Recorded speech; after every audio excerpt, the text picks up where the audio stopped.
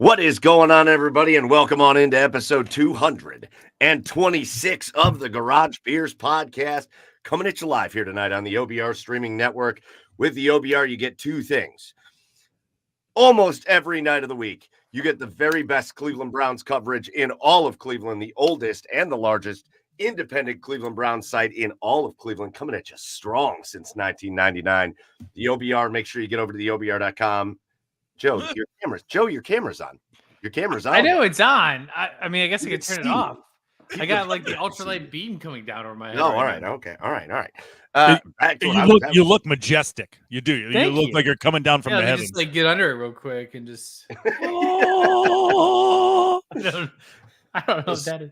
Literally haven't seen that all day on this computer. Okay. Anyways, cleaning the do your camera. Intro. Get on with the show. My bad. I'll turn my camera off for a second. Oh, sassy Joe during the intro. Jeez, sass pants now. Hey, I mean, and there he goes. Hey, listen. Just like I said, the best Browns coverage in Cleveland, and then on Tuesday nights here or anywhere, anytime you want to listen or watch us on YouTube or Twitch or anywhere you get your podcast. You get to come hang out with us and talk all things Cleveland sports and all things sports from really around the world, as we're going to find out tonight, because we've got a special guest coming on with us in just a little bit that we're going to get to that. We had her on a few years ago, and she was awesome and really excited to catch up with her. We're going to get to her in just a little bit. Make sure you get over to the socials for the Garage Beers at the Garage Beers on Twitter and Instagram and Facebook. And if you want to see adult men do TikToks, go on over there and follow us as well. And make sure you're tuned in to all of that.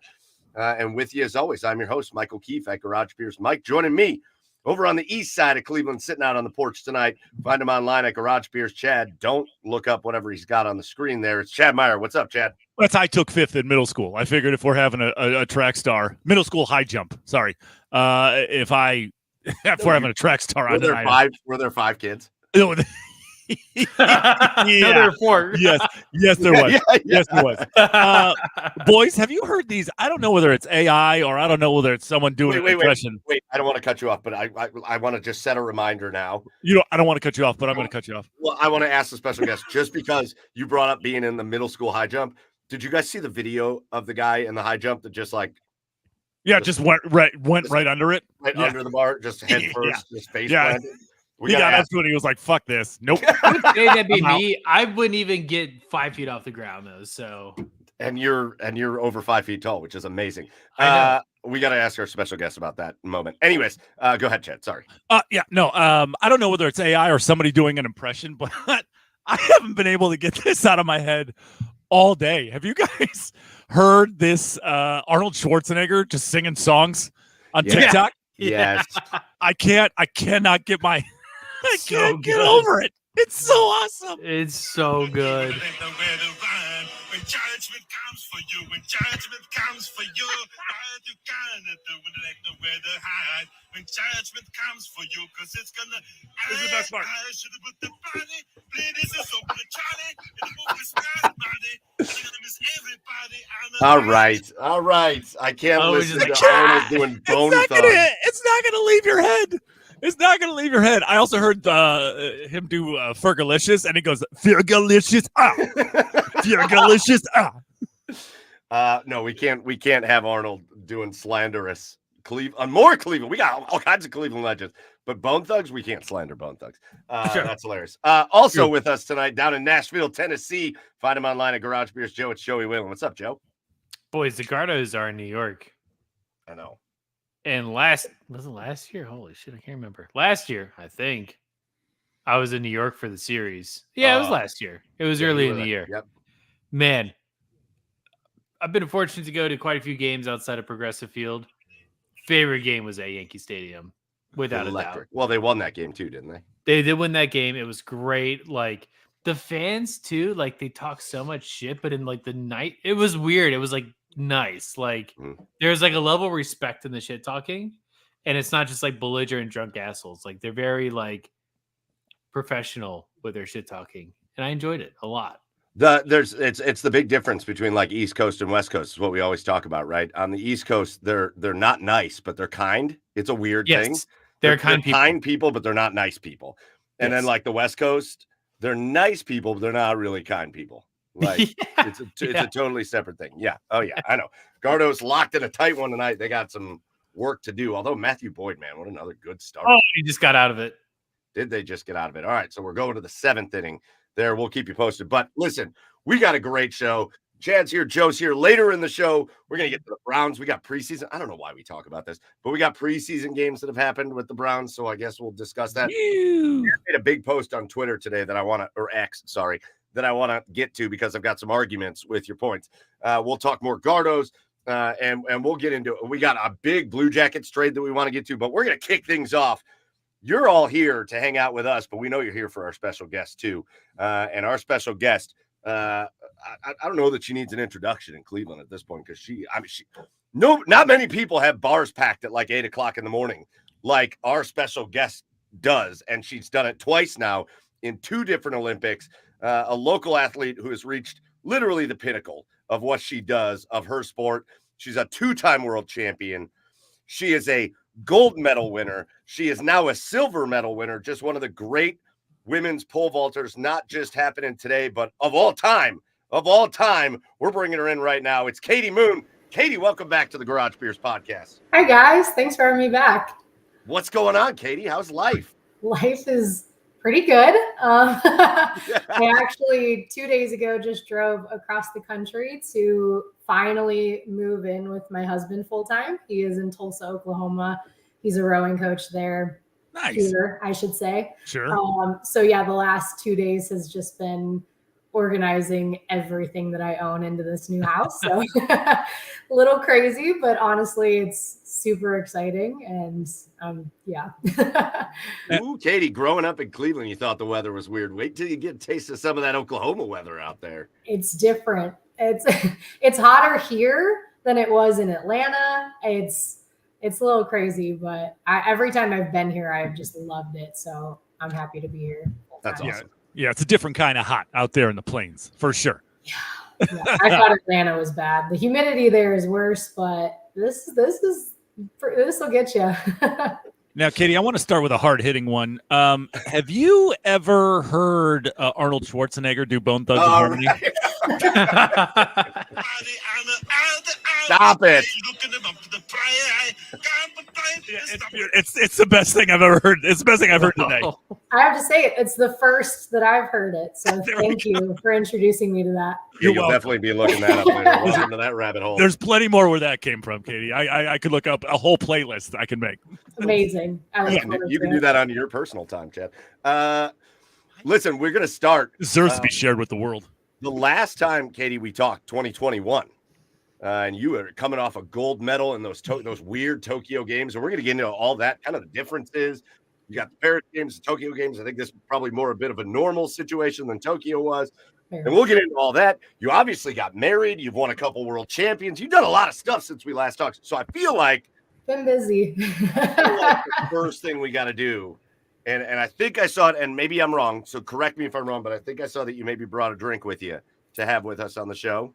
I did. I brought some wine. I feel bad. I know it's the Garage Beers podcast, but I am celiac now, which I was diagnosed in 2022, which means I can't have any gluten, which is most beers, unfortunately. So we stick to the grapes. We don't look down on any drinks here. We've had people bring wine. We've had people have tequila. We've had Moscow mules. We have people bring all kinds of stuff. So I have bourbon. What's the wine of choice tonight, Katie? I'm gonna be honest. I have no idea. My husband has lived here full time, and I bought this months ago and hadn't opened it yet. And I was about 3 minutes from jumping on. I'm like, whatever I have is what I have. So I think it's a Sauvignon Blanc, but I am not for sure. That's dedication. I could not tell you the brand. And it's okay. I didn't even introduce that we're doing our Garage Beers or Wines of the Week segment where we just throw it around and talk about what we're drinking. So Katie's got a white wine. We're just going to go with a white wine. Cheers. Oklahoma's finest white wine. Joey, what are you drinking? You already flashed the bottle. I did. Yes. I have a bottle from Southern Collective Distillery here in Nashville. And what it is, I don't remember. But this place is really cool. You go into like this barrel house and you get to pour your own bottle like straight from a barrel.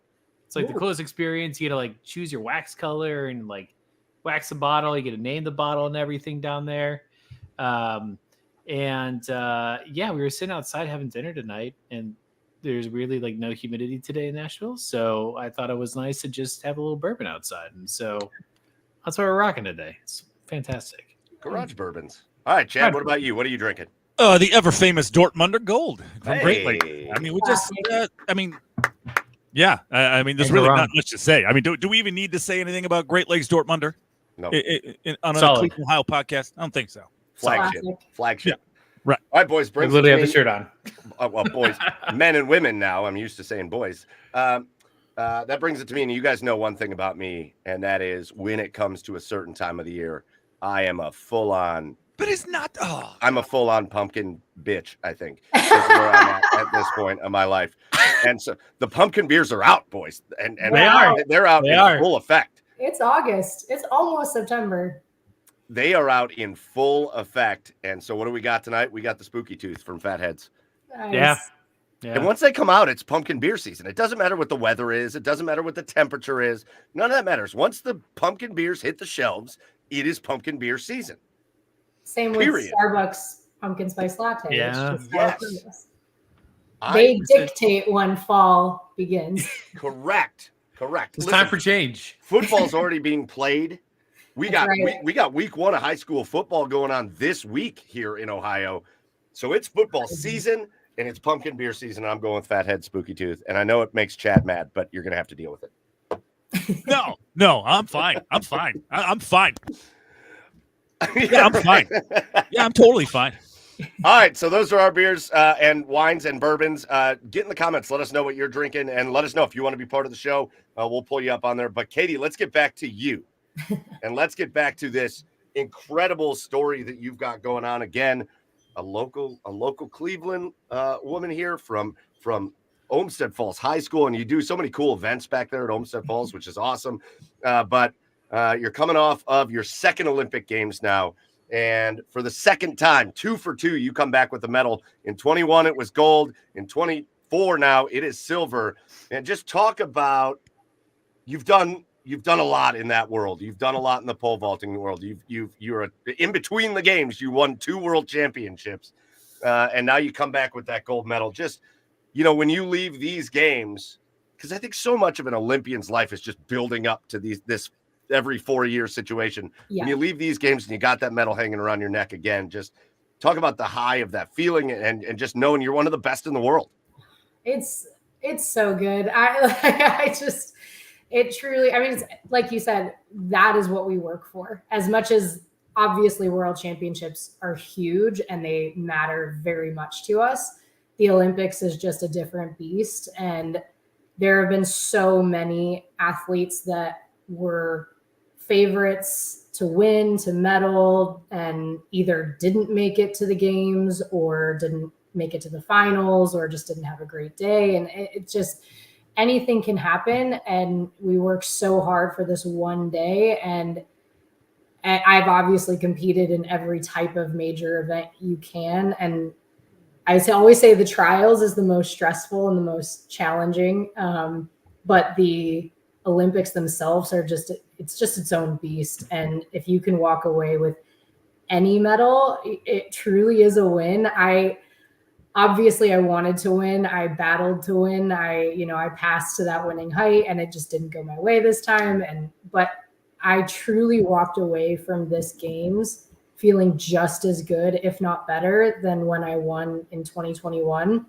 And I think part of that was just, this was what I thought the Olympics was supposed to feel like. Tokyo was very special. It was really cool. It was exactly what it needed to be, but it didn't feel like what I thought the Olympics would feel like. And this far surpassed what I thought the Olympics would feel like. The stadium was louder than any stadium I'd ever been in. Yeah. On top of that, I could hear my family cheering for me when I was cool. And so when I'd clear a bar and I'd look up to them, it was just, and the stadium went nuts, just berserk every time you cleared a bar. When the French athletes were competing, it was deafening. It was the first time I was out there in the prelim and a French athlete competed. I was like shell shocked. I had never heard a stadium that loud. It was so cool in every sense. So all that to say, I am just thrilled. I like to have the career that I've had, and I just feel so lucky because I just love what I do so much, and to be good at what I love to do is just a blessing, and I just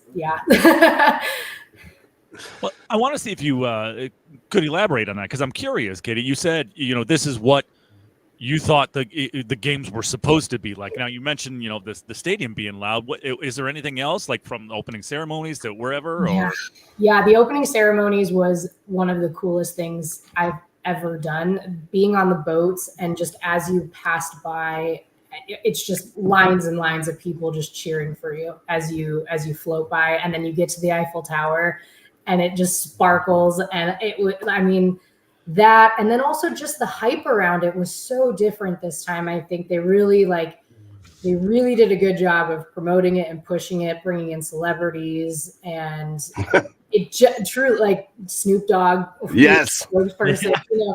You just felt like this was bigger than anything I had ever been a part of, and it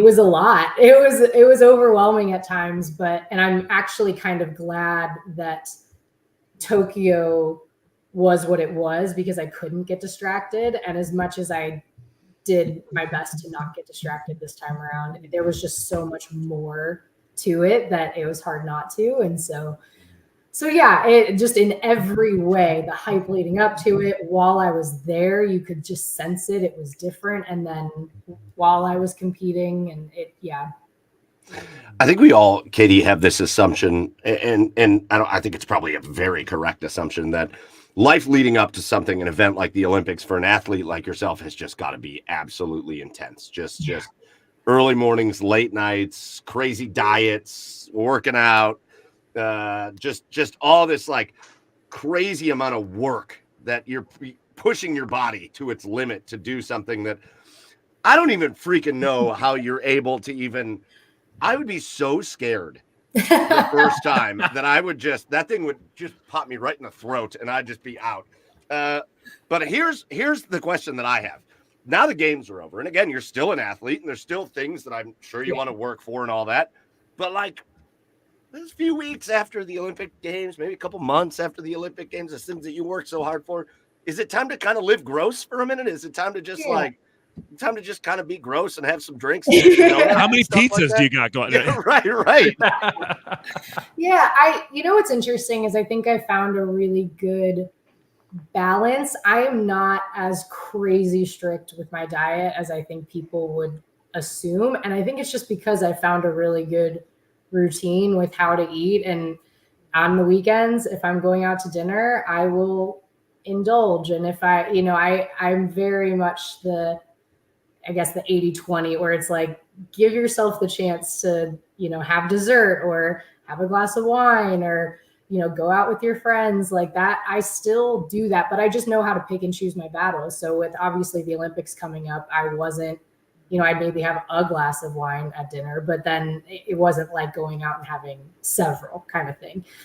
So with that being said, when I get to my off season, I don't feel like anything changes too drastically, other than the mental side of it, where I just am mentally able to shut off completely. It's okay, I can't have a glass of wine tonight because I have a jump session tomorrow, or okay, I can't go out and do this because I have this hard practice. And in the off season, I just don't have to think about any of that. It's just, eat whatever. I usually, it's like I eat on a pretty set every few hours.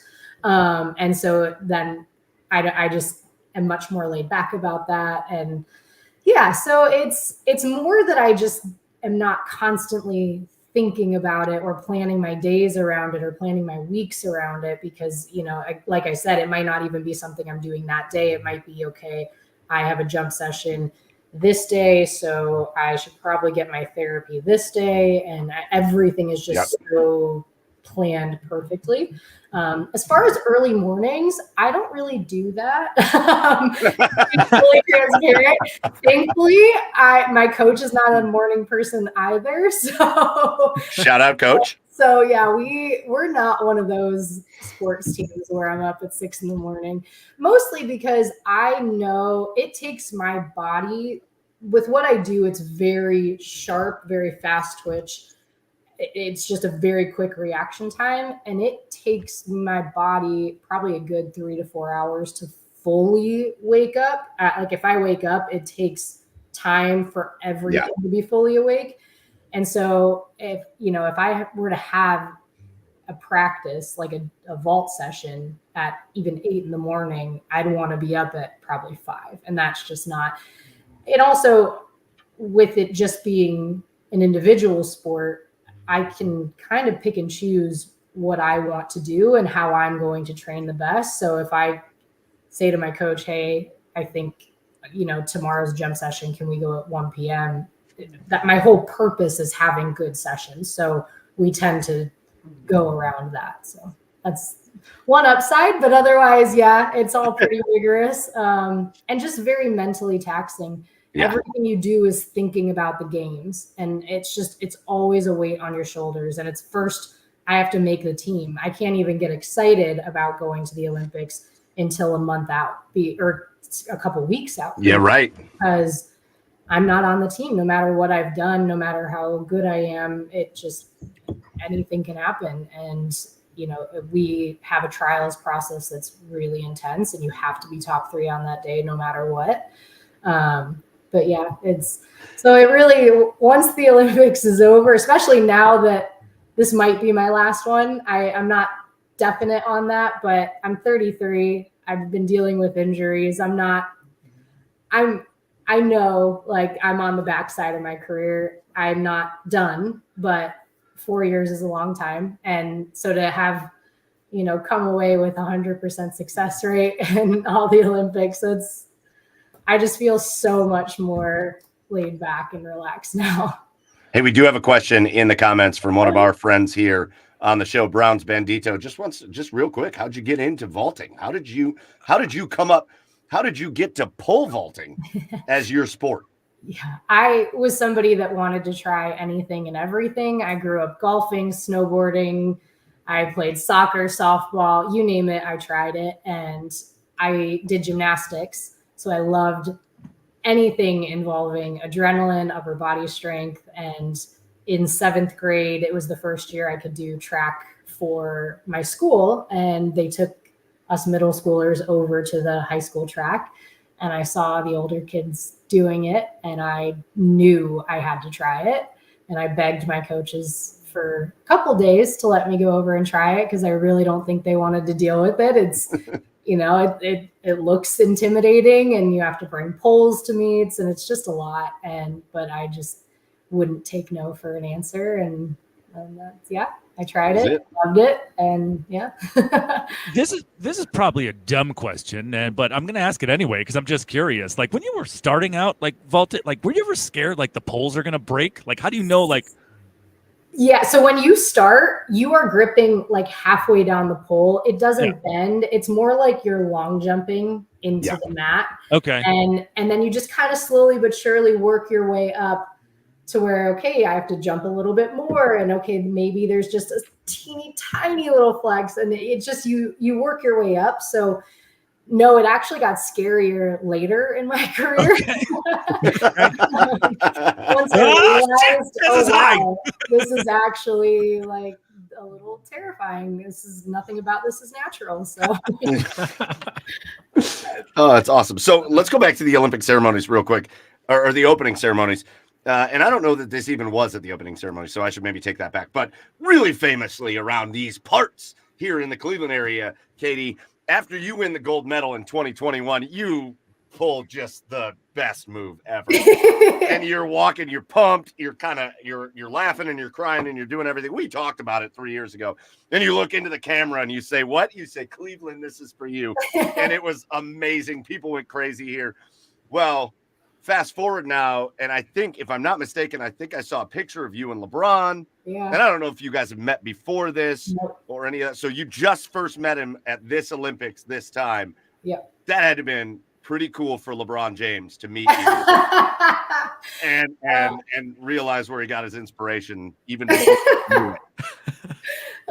No, it was awesome. It was really cool. I really tried to be respectful of some of the bigger named athletes. They were getting bombarded, but I was like, I will never forgive myself if I don't just ask LeBron for a picture. And just so I went up and I said, "Hey, LeBron, I'm from Cleveland. Can we take a picture?" And he actually kind of smiled and laughed a little bit and then took the picture. So that was it. That was the extent of it.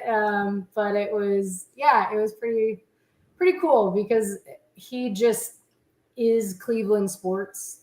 To me, when I was in 6th grade, that's when he got drafted. And I remember my classmates doing laps around the room. They were so excited when they realized we got the first pick and we were going to get him. And so he is so much of my Cleveland sports fan experience that it's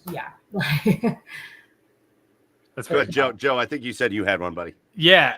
So you ride the sun with LeBron James for the opening ceremonies. And then you have a week before you start pole vaulting. Oh yeah. What do you do in that time? Are you practicing during that? Are you how do you keep sane in between that entire week, knowing that you have to wait before you can even start competing? It's interesting because you do go a little stir crazy. Part of you wants to get going, but I will say, I think for me, because I had kind of a rough season with injuries and I was finally in a place where I was healthy, but I hadn't quite put it together in a meet the way that I needed to. It gave me time to get into really good practice sessions. These were my 2 best practices vaulting that I've possibly ever had. And I really needed that to just give me just that little extra confidence going in. And just, again, it's so just fine-tuned, everything. You just have to be really dialed in and really confident and just coming through aggressively. And if you're unsure at all, it can cause hesitation. And so I think it was the perfect amount of time for me to just get settled and come off the opening ceremony. When you get there, it's just, I mean, there are a million moving parts. You have to figure out where to go to eat. The village is huge and there's a million things you can do and see, and there's athletes everywhere and it's awesome. But the first couple of days are exhausting, not just physically from having to walk everywhere in a way you wouldn't be used to, but also mentally, just system overload. It's awesome. Getting used to the time change. Yes. Yeah. Well, I had actually been over for a couple of weeks. I had 2 competitions before. And so then I just stayed over, which was really nice because I didn't have to deal with the jet lag in the way that a lot of people would have. But yeah, I think it was the perfect amount of time to get settled, get in a routine, start to feel a new sense of normal, and then compete. So that was a great question. You guys keep asking great questions, and I'm just going to keep going back to the stupid boat. Well, I got to tell you, when they showed that picture, have you seen the picture of the boat, the rain coming down, and then it was kind of dark, but then the boat felt like it was coming out of the darkness. And all of you guys something like this is Washington crossing the Delaware. Yes, I posted spot the difference side by side. It's the coolest. So you're all on there, you're crammed in, you're waving. I love that you were on the same boat, although I do have to give love to the countries that had the dinghy with 2 people on it that were just so good. Super cool. So good. But are you out are people kind of mingling? Are we moving around? We talked about LeBron James. A little bit. Were there any other athletes that you met on the boat that you were like, oh, this is awesome, or I look up to you, or whatever? And who are those people? I also got a picture with Devin Booker and KD, so that was cool. But otherwise, I think it was mostly track athletes that I was around. You kind of gravitate to who you know. And I think the basketball team had moved towards the front because, they were doing the flags. But, I saw from a distance the women's basketball team, Brittany Griner, Aja, like just people that and recognize. And it's cool. But I will say you wanted to find your spot and stay there because we knew that, okay, the cameras are going to be on this side. The Eiffel Tower is going to be on this side. So you kind of wanted to get in your spot and lock it down. It's like getting to a concert early. Yeah, right. And so I had mostly track people around me, but it was really fun because these are people that some of them I didn't know super well, but really got the opportunity to know because of that. And I feel like track is one of those sports that flies under the radar a lot. And so we all really just appreciate each other that much more because, we work just as hard and not always as appreciated. And so I think there is this level of like camaraderie in that. And yeah, it was really fun. All right. So, go ahead, Chad. Oh, I had another dumb question. I think I read somewhere that you guys were sleeping on cardboard beds again, like in Tokyo. Yep. Is that true? Are those comfortable? Like what is that? Yeah. So the frame is cardboard. Okay. And the mattress is not cardboard. But it is very firm. But what I will say is I don't know if they were different than Tokyo, but Tokyo, I had a really hard time with the bed. I just felt like my hips could never sink in. And as a result, I was just really tight in ways that I wasn't normally. This time around, I was fine. They brought in mattress toppers for us, and I actually chose not to use it because I was sleeping fine. I was practicing great. I'm like, if it's not broken, don't fix it. So it was firm, don't get me wrong, and I can see why some people hated it, but I didn't mind it. I was okay. What are they so worried about? What are we doing here? Like, did I miss something? Was there some epidemic like before these last few Olympics? Was there some epidemic of like Olympians getting real freaky at the time? Like, you guys got stuff to worry about over there. Can we get you a normal bed? I really think it's more for them to recycle and claim that it's, a green Olympics and that they're not wasting anything. But to that point, they wouldn't give us air conditioning for going green, but all of the federations brought in individual air conditioning units for each room, which are going to end up in a landfill somewhere. So I don't know if they thought that one through, and we would leave them on all day long. So it really, I think actually energy wise used up so much more than if they had just installed normal. Guys, I can't in this. All right, I'm going to the Walmart in Versailles. They got window units on sale. They probably do. Yeah, you might have to get a converter for the plug, but it'll work just great. God knows they couldn't donate the beds somewhere if they're not going to stay in those locations. I'm sure there are people that couldn't use beds. All right, I've got some quick hitters because we're not going to keep you here forever. Oh, you're good. But I've got some quick hitters for you, some fun questions. Okay. So you had your time there. You were really focused on your sport, obviously, but I'm going to guess you got a chance to just kind of see some other sports happening, some other things. What was your favorite other sport that you got to watch? So I didn't go to any of the other sports, and that was by design. We were offered tickets, but I just knew I needed to just stay locked in and try not to make it seem different and bigger than what it was. But if I could have, I actually watched a bunch of the men's volleyball. I never really watched men's volleyball, and we would share buses with them to get to our high performance center, our training center, and just seeing 6'5+ groups of men walking around is like, oh, hello. Yeah, those you don't miss them. They are. How's the weather up there? Massive. Yeah, right. The basketball team's like, oh. Yeah, really. And so I watched that. That was really exciting because I've always loved volleyball anyways. My one of my best friends lives down the street from me growing up. She was on our volleyball team that won the state meet my senior year of high school. So yeah. I definitely would have liked to go to gymnastics, but that was far sold out. I don't think we had any tickets to that. Gosh, there are so many. I would have loved to watch the golf. I actually walked by Wyndham Clark and Colin Morikawa one day and didn't say hi. I didn't have the guts to do it. I had the guts to go up to LeBron, but not the golfers. Hey, do you know who you are? Do you know who you are? I just go up and say hi.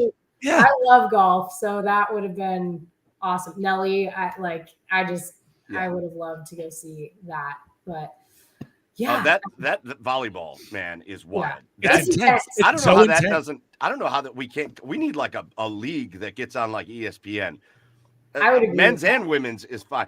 They hit those things every like point 1,000 is miles so an hour. exciting. Oh, like, it's wild. Every single point is just the first point is just as exciting as the last. And every play results in a point. Yes. Like there's a point on every play. It just it's awesome. Yeah. Awesome. All right. So you didn't get to go around. My next question then isn't going to work because I was going to ask you. All right, but maybe you knew a little bit about it. What do you think was like, from what you heard, the coolest venue for one of the events in Paris? Or Tahiti, I guess. I would say two. The beach volleyball in front of the Eiffel Tower, pretty incredible. But the fencing, the ceiling I don't know where it was. I probably should know that, but the ceiling was just all glass and gorgeous. I mean, that's the thing about this. It being in Paris, every single venue was amazing. I mean, I think the horses were all in Versailles, and it just like LA has their work cut out for them, I think, after this. Now I've got two quick ones here for you, Katie, that I'm really curious about. One serious and one fun one, but okay. I want to get into the serious one. And obviously I apologize if this is like uncomfortable to talk about, but I'm curious when it comes to the Noah Lyles situation. Like, I don't want, like, obviously I don't, I'm not asking you to get in the middle of like the shit talking with the other athletes or anything. Yeah. But I thought it was interesting when he brings up how track and field isn't respected enough. I was just curious your take on the respect that track and field gets, whether it be worldwide, whether it be across the United States or anything like that. Yeah, I think we are starting to see more of that with the Sprint Netflix documentary, and I think it's going to start changing. But yeah, I felt for years like I mean, our pinnacle is the Olympics, and we only just got prize money, and it's from World Athletics for either, I think, $50,000 to win the biggest event that you possibly can. Yeah. And world champs are, I think they might have bumped up to $70,000, but when you look at what you get if you win the Super Bowl, or what you get if you win the Masters, or any PGA event, or, it's just not been there. And as far as Noah, like I know that he has definitely ruffled some feathers with some of the comments he's made. He has been nothing but lovely to me. He has been so kind. And that's the thing, really, truly. He has this big personality and persona. You get him one-on-one, he is the nicest guy. And I think, I have agreed with him on a lot of things that he said, and maybe the way that he said it, I would have maybe gone about it a little differently, but yeah. Tyreek, does Tyreek have a chance though? No, sorry, and that's nothing against him, but it's just we have shown time and time again that track speed is different than, and it's not to say that Tyreek is not a fast human, but it's just he's not getting different. No, he doesn't have a chance. And if he does, cool. Like, I want to see that race. Like, sign him up for 28. Let's go, get him out there. I mean, if you want other rewards, you can always compete for Kazakhstan. They get fully furnished apartments. They get foreign cars. Indonesia gets 5 cows. I read that. I don't know what that would do, but that's amazing. Well, in Oklahoma, you sell a cow, it's thousands. Yeah, right. There you go. You live in Oklahoma now. Cows are big. That's big. Drive by them every day. It's great. And the other thing I'm curious about, and another dumb question, but what's the cooler looking medal, Paris or Tokyo? Ooh, oh, do you have them? Okay, I do have the Paris one. So Oh, I got Nice. goosebumps. I got I have goosebumps. to say the Oh my Ooh. blinding. Oh, we it's so go. shiny. But I think the fact that when I saw the bezeling that like this is, Yeah. I was like, that is the coolest thing. It just was very Ooh, okay. I took my breath away. And this is the Eiffel Tower. This Oh, Yes, okay. yes. here. Nice. So for me, I love that, but they're very similar otherwise because like this front design is the same. I don't know. Yeah. If you can see that. Yeah. But the back on the Tokyo one has this really pretty like swirl design. So it's hard to say because I Okay. love that it has the Eiffel Tower, but I feel like your first Olympic medal and gold, like it's hard to. I don't know. They're like my kids. How do you choose a Yeah, favorite? exactly. Depends on the day. That's what we always Yeah, say as parents. exactly. At least. That's what we say as parents. Depends on the day. Yeah, Right. right. I'm gonna be real corny for a minute. That was really cool. Like Yeah. that actually like I got a little like flustered. Like Yeah. you just real like calmly just flashed an Olympic silver medal on our show.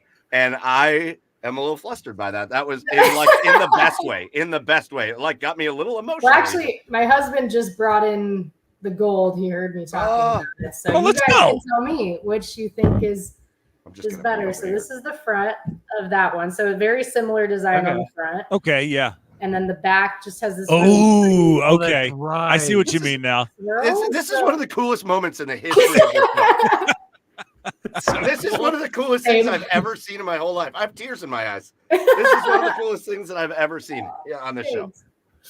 Oh my god. It's fun for me too. Yeah, I bet it is. Yeah. I have a gold medal in donuts. I took 5th in middle school high jump, Katie. So I mean, it's remember, I don't know if you remember this, Katie, but you and Chad are both Ashland Eagles. We are. He Yeah. was That's right. quite the athlete there. That's right. Athlete. AG Kruger wanted me to tell you hi. Hi. Yeah. Hello. I will be all right. back there in October for I'm lucky enough to get inducted into the Hall of Fame. So I'll be back for the homecoming weekend. Of course. All right, I got a couple more quick ones, then we're gonna let you go hang out with your husband. No worries. I do have a question. I'm gonna go back to the Olympic Village for a minute because there's certain things that I'm like, I wonder how this works, right? You got all these countries, and I'm gonna guess you get to know people from different countries, and obviously you're so focused on what you're doing there that it's not like you're just out hanging out all the time. But I wonder a little bit about. I'm watching the opening ceremonies and I'm watching people from countries all over the place, and it's great and it's fun. And then I watch a country like North Korea come through, right? And they call it the Hermit Kingdom. These are people that are very much shielded from the rest of the world in their home lives. Yeah. And then they come to the Olympics. It may not be North Korea, it may be other places, but that's the one that I specifically think of. I don't know if you even know this, but do they get to like be a part of like everything? Do you like talk to them? No, I just remember seeing the boat pass and the collective group was like, oh yay, they're here, like they get to be here. And right we were all rooting for them, like genuinely, because it's like it's just what they go through is tough. And I don't know all the ins and outs. Like for example, I heard about the Brazilian, was it a swimmer that they left the village and got kicked out? We didn't have those rules. I was in and out. It was logistically kind of a nightmare because it was a fortress, which was awesome for security's sake, but trying to get an Uber, you had to walk a good 10 to 15 minutes to even get to a place where an Uber could get to you. Right. But with that being said, we were allowed to go. Now, granted, I'm not on like a team sport where you know, maybe they had different rules, maybe each team, maybe each federation. So I don't know what their rules were, but I know that they were at least there. So yay. right.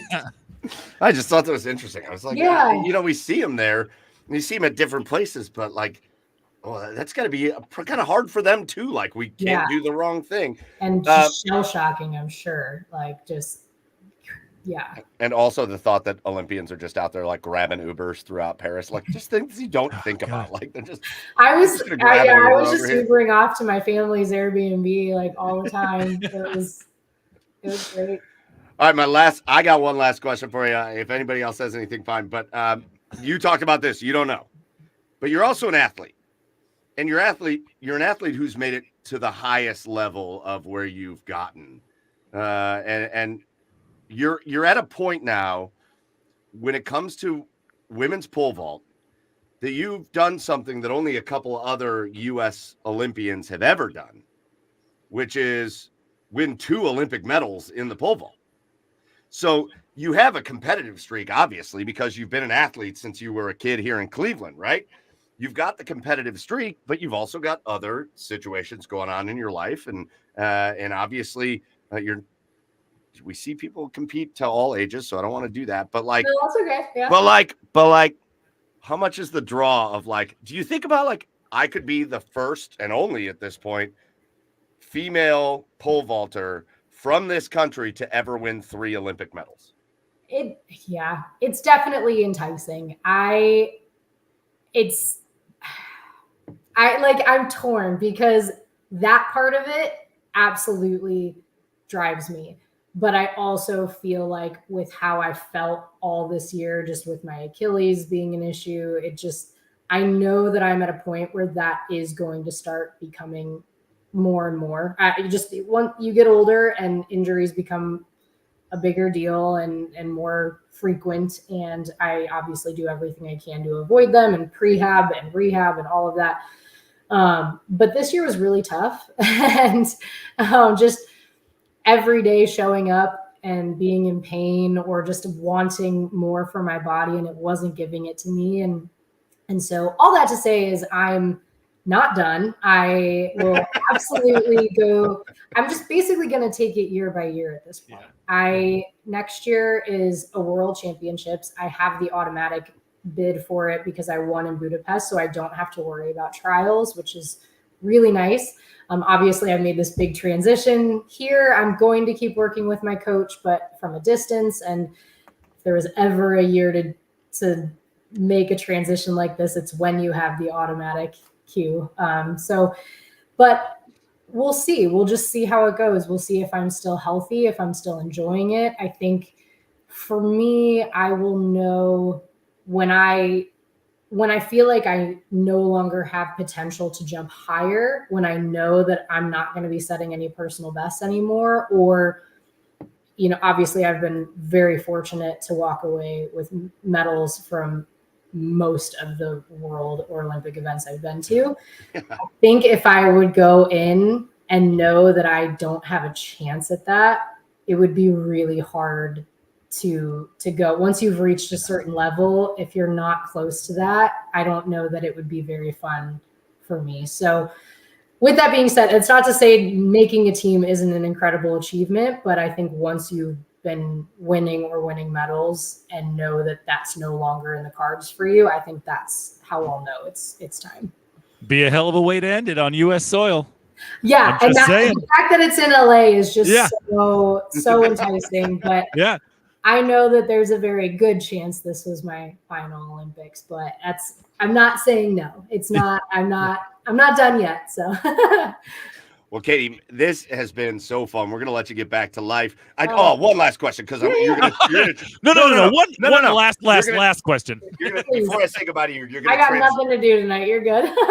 You just stay on for our next segment. Yeah, so you're gonna transition us into our next segment. Okay. And that is how the Browns gonna do this year, Katie. Oh, they're gonna win the Super Bowl. Let's go! Come on. Come on. You were at. There was a Thursday night game. It was actually the most fun game. You were at that Thursday night game against the Broncos. I think Case Keenum started for the Browns, and Dearness Johnson ran for like 200 yards in that game. Mm-hmm. And I was there. And they put you over in the corner, and you were waving at the fans. And I was like, "Hey, over here, Garage Beers, hey!" And the people were looking at me funny. Awesome. But you say Super Bowl? You think Super Bowl? Is this the year? Is this the year it's happening? I hope so. It would be so great.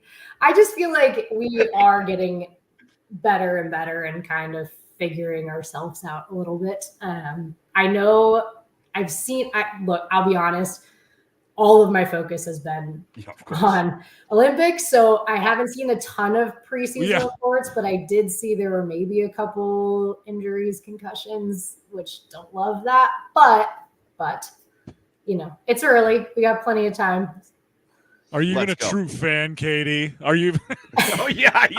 You were training for this instead of watching Browns my preseason God. games. What are you doing? Yeah. I mean, if we were gonna go that route, gosh, I think I would have retired the Browns a long time ago. Oh, Yeah. I just love them so much, and it will make it so much better when it goes well. It does. Well, it'll be It really makes fun it for so you. much more fun when we win. It'll be really fun for you week 1 when they beat the Cowboys, because you're officially, once you're in Oklahoma, you're in Cowboys country, and it's going to be really fun for you there. Listen, Katie, I don't know that I could say it better than our friend Zeke Dog here in the comments, so I'm going to let him kind of help wrap us up. Thank you for representing us so well, Katie. We are all very proud for your accomplishments. That is a Cleveland thing. It's a U.S. thing. It's so cool to have you on. It's so cool to just kind of have you as a friend of the show. I texted, or I messaged you yesterday, and you were like, yeah, I'm totally in for that. And that is so cool. And you've given us so many cool moments just talking with you. And again, we are proud of your accomplishments, and we're proud to say you're from, when you're from Cleveland, that's a special thing, and you're from here. And it's just really, really cool what you've done. And congratulations on everything. Thank you. Thank you so much. Yeah. So nice. I love being from Cleveland. The sense of hometown pride is unlike anywhere else. I've been to a lot of cities. I've lived in a lot of cities, and there is no hometown pride quite like Cleveland. So I love being from there. I love telling people I'm from there, and just want to keep doing you guys proud. And I'm flashing this up too, because I think this is really cool. This is my friend Dave, who's got daughters that are incredible athletes, incredible athletes, and you are a total inspiration to them, and he wants you to know it, so I'm throwing it out there. I'll tell them hi. Good luck. Hello, Dave. Katie Moon, you are the best. You are awesome. Congratulations on another medal. Thank you for showing us the medals. That was the coolest thing ever. And good luck with everything, and we just can't wait to watch what happens next for you, because everything you touch turns to either silver or gold. So we love that. So we'll talk to you after the next big thing, but Katie, we appreciate you. Thanks for jumping on with us. Thank you, guys. How about Katie Moon? Katie Moon? Boys, I wasn't lying before. She put the medals up, and I got like emotional. I'm sure you did. I didn't know, like, it I made agree. me feel a kind of way that I wasn't ready for. I'll tell Maybe you it's what. because I can't. I don't have there was no like. I've done cool things in my life, but I've not like an Olympic medal just happened, right? It just boom, right on the show. Get a little emotional? I dig it a little. Yeah, my voice got a little I'm right with there. you. That's so That was cool. awesome. So like so much like pride. It's like it's one of our not that we have any claim to Katie, but like one of our own Americans, like going out there and like killing it against the world. Like it's so cool. You But get one a of our little own, like one of verklempt? our own. You get a little verklempt? Yeah, Chad. Yeah, Chad. Sorry, I wasn't. Sorry, I didn't come in 5th place in the middle school high jump, Chad. Yeah, you didn't come in any place. Yeah, you're right. I've never jumped high. Ew. It's been a thing. No, listen, huge thank you to Katie Moon. She is she's awesome. And man, I really do hope. I'm gonna hope and hope. There's like personal things that you don't want to ask. Obviously, she's married. I always laugh because there's that nursery rhyme, or the whatever, first comes love, then comes marriage, and then there's like the next step. And that's got to be such a hard. I didn't want to ask her because I didn't want to be like personal about it. But it's got to be such a hard thing to be a female athlete in your 30s. You just got married, and it's like your body clock is telling you one thing, but your competition is telling you something else. And I mean, I'm sure there's just so many difficult things that come into play. But man, oh man, I sat here and I looked up today. There's only one other U.S. women's pole vaulter ever that's won a gold and a silver. There's a couple of U.S. pole vaulters that have won multiple medals, but only one other that have won a gold and a silver. And man, I hope she finds a way to that 2028 games in LA. Maybe it'll make it easier because it's in LA, and get that 3rd medal, be the first female U.S. Olympian to win 3 medals in the Olympics. It would be awesome. If it doesn't happen, she's already one of the most decorated Olympic pole vaulters of all time. And I think that's pretty freaking cool. So shout out to Katie for coming out with Yeah, I mean, LA definitely has a lot to make up for. Have you ever driven on the 1? I ain't taking an Uber on the 1. No, hell That's no. gonna be so bad. It's so why did we choose LA? It could have been anywhere else.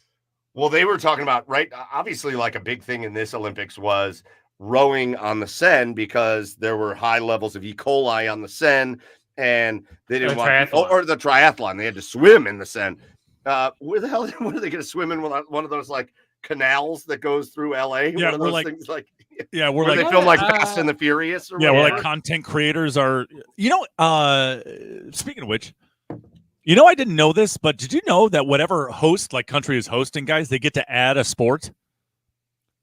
Yeah. Like what Oh, sport really? would you add? Like apparently breakdancing was added by France this year. No way. I didn't know that. Yeah, like what would you add? For the US? Baseball. I mean, it's already getting added. It's baseball and softball. Yeah. But we wouldn't win. I mean, we wouldn't be guaranteed to win in that. That's but true. it's That's like true. it's our pastime. It's America's pastime. Yeah. What are the sports getting added? It's baseball, softball, flag football. Flag football. That's gonna be awesome. That's it. Yeah. That'll be fun. Oh, like beer pong? Can we just add beer pong? Deal. If you can add breakdancing, you can add cornhole to this sumbitch. Yeah. Damn right you Olympic cornhole, and now I'm pick it. I'm in. I was watching Garage Roof Football the other day. Olympic. I was so bored. Yeah. Olympic can jam.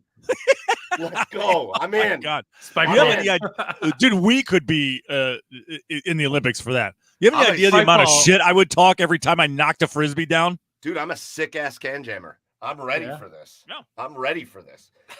Again, shout out to Katie Moon. Go follow her online. She still kind of has her last name as part of her Twitter handle.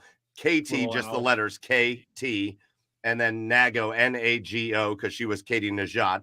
So KT Nago 13 on Twitter. Go give her a follow. But she's the best. And again, that might just be my cheers of the week, to be honest with you. But I think I'm going to remember that moment forever. Good. I hope we can go with this podcast forever. But I think I'm going to remember that moment where she flashed the silver and the gold medals from the two Olympics for the rest of my life. It's one of the coolest things I've ever seen. And that was special. Awesome. That was special. So why don't I take it from that and we go into our asshole of the week? Great. Done. Done and done. All right, let's go. Let's go into our asshole of the week segment. Oh, here, this is the one that the U.S. added lacrosse. Okay. So thank you to Klinger, and Dave. They can only add sports, I think, if it's in a set amount of if it's like introduced it has to be a set amount of countries. Yes, correct. You can't just add we're the only people that play frisbee golf, but we're gonna add that shit.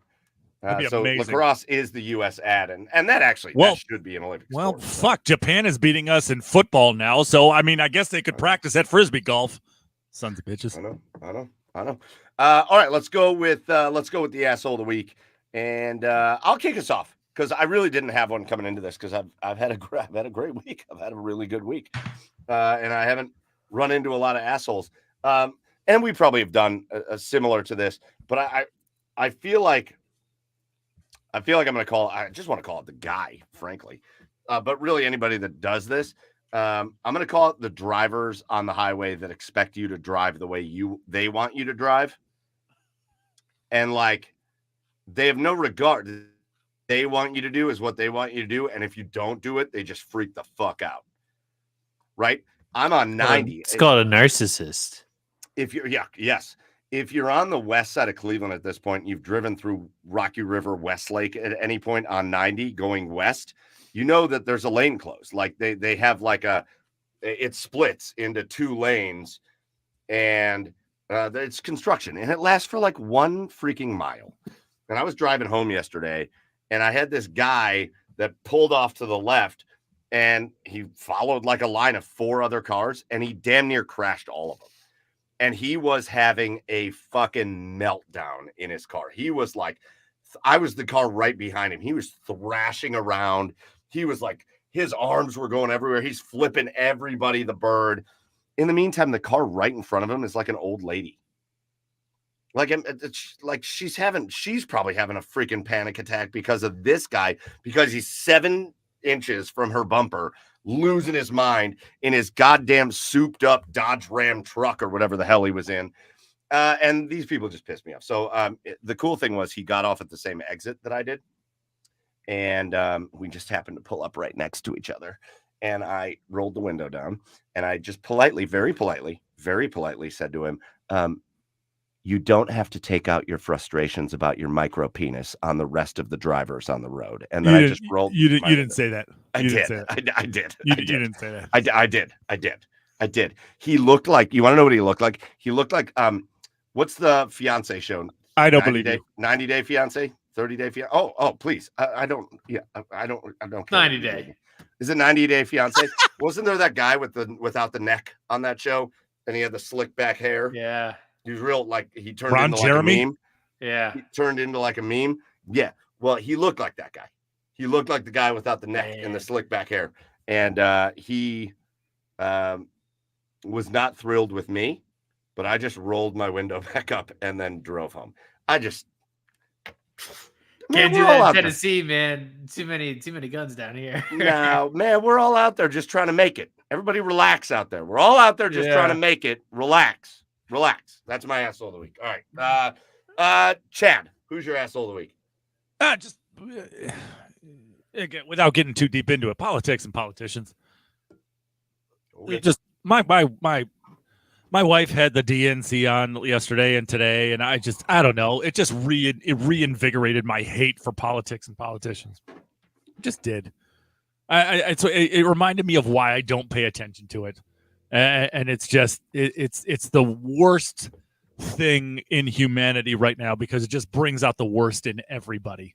So yeah, I hate all of it. And yeah, everybody's it's an asshole. It's my asshole of the week. Everybody's an asshole. All right, everybody's an asshole. Joe, who's your asshole of the week this week? Damn, mine's not that deep. But like literally anybody who was like shit talking Noah Lyles about the World Champions of What USA comment. Are you kidding me? You're gonna give him shit for that? The NFL, NBA, MLB are champions of the United States and Canada.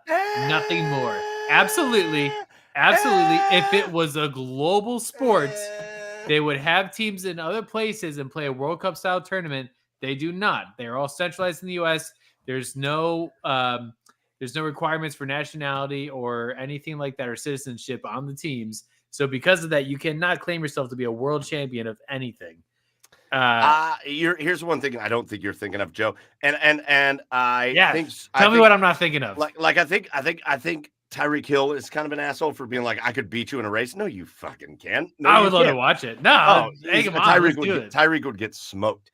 But in those sports specifically, right? NBA, all the best players in the world play in the U.S. All of them. Really know of. Yeah, but they know of. Man, you got scouts. These NBA teams have scouts all over the world. They have them in Africa and Asia and Europe and Australia. All the best players in the world play in the U.S. Go to baseball. All the best players in the world play in the U.S. They literally risk their lives to come play in the U.S. You got players from Venezuela and from Cuba and from other countries that are literally defecting to come play here. But it's so different. Look at soccer. Look at the jersey you're wearing right now. Where do all the people from the U.S. play? From the U.S. national team? Elsewhere. Elsewhere. Correct. That's because soccer isn't like that here. But if you're in the Premier League and you win the Premier League championship, are you world champions? No.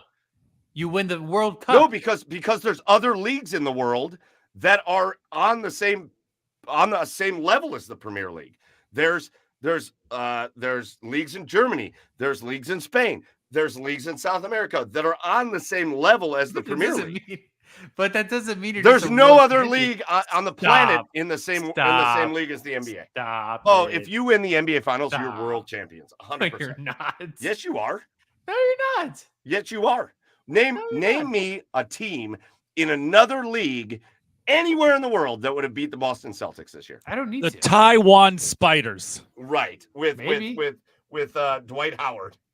Maybe playing point guard, I think. Maybe. But it's not the Boston Celtics. It's not Chelsea FC or whatever Browns team you root for in the Premier League versus Spain.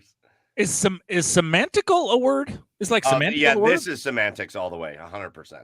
Yeah, because yes, technically it's not the world. Like Joey has a point. It's not the world. It's not the world. It is not the world. And if you want to have a world championship, then have countries go at each other. Don't have the Boston Celtics go against some random team in Taiwan. But It's totally different. So then in soccer, you don't have a world championship. You just absolutely do. Well, you have the World Cup, but those are okay. All right. So the U.S. basketball is not. It's different because the U.S. men's basketball team is the world champion of basketball. Right? No, it's different. Yeah. It's different because these leagues in the U.S. are different from the Premier League or Liga One or whatever, in that they are the pinnacle. There is no other pinnacle. These people all travel to come here. It's not a popular enough sport to be worldwide yet. Yes, it is. Basketball. Basketball is insanely popular. No, it's not. Or else you'd have leagues just as good in China. No, you wouldn't. They don't have as good of players. No. Basketball of the major sports, Joey. I will agree with Mike there. I will agree with Mike there. Of the major sports, basketball is probably the most global of all 100%. Of them right now. Yeah. But that still doesn't mean it's a world champ. I mean, if you wanted a true world champion, Boston would play. I don't know, Israel, some schmucks from Croatia, like but whatever. You're confusing. You're confusing leagues abroad with like countries, teams abroad. No. Yes, you are. See, no, what you're doing saying is why don't they play in other countries? No. It's because they don't have leagues that pay as much as the NBA does. No, what you're doing is conflating two things that don't belong conflated. You're saying, oh, they should play these other teams. What I'm telling you is these are the best athletes in the world all congregate in one place. That doesn't happen in soccer. There's a lot of the best ones that go to the Premier League, but there's also a lot of the best ones that go to Spain. There's a lot of the best ones that go to Italy. There's a lot of the best ones that go to Germany. That happens in a bunch of countries. That doesn't happen in the NBA. None of the best players in the world are like, I'm going to skip the NBA and I'm going to go play in China. No, they come and play in the NBA. None of the best players in the world in any of those sports that we're talking about say, I'm going to go play somewhere else. They come to the USA. That these leagues are global leagues. They're bringing people in from global locations, and it is the best in the world at playing. So if you win the NBA title, you're the world champ. 100%. 100%. No, you're not. Yes, you are. You're just wrong. I mean, you're just wrong on it. Well, you're not. You could say that, but everybody that plays the game would say it's a fact. No, and in fact, they're all saying it. Noah Lyles is saying no, you're not. But everybody that plays the game of basketball is saying something different. Everybody. Obviously. Oh, so the people that play it are wrong. No, Giannis isn't saying it. Giannis is against it. He's with Noah. Why is Giannis here? All right, get Giannis to bring a Greek pro basketball team over here. You're and play the Bucks. Confusing the Greek pro leagues with like a Greece team. Same concept. Different. The Boston Celtics would beat the living shit out of the Greece pro team. It's not the Boston Celtics versus Greece. It's U.S. versus Greece. But that's not. This makes me wish Slovenia was still a country because it would have Luka and Jokic on it. Hey, asshole! Slovenia is a country, you moron. Oh wait, what is it? Oh, Yugoslavia. What was it? Jokic is not Serbia. That's what I meant. Yugoslavia. No, this is semantics. It really is semantics at its finest, and I disagree totally. All right, that was your asshole, right, Joe? That was my asshole. I got lost. I got that one. Yeah. You showed your whole ass on that one. All right, let's go. Let's go to whoever I thought was an asshole had a broader reach to this podcast, which I didn't realize. So. Yeah, right. All right, let's go into our last few segments of the night. By the way, the Guardians and the Yankees in the top of the 10th with bases loaded for the Guardians and one out. So, what's that? The Yankees got out of it. What the hell happened? Yeah. All right, you're ahead. Oh, the Guardians had bases loaded, one out, and they didn't score. Well, that's the end of that game. Play. All right, so let's go on to a few things that I want to talk about. Let's go to the Cleveland Browns because here we are. There's really only two things I want to talk about with the Cleveland Browns, and one is why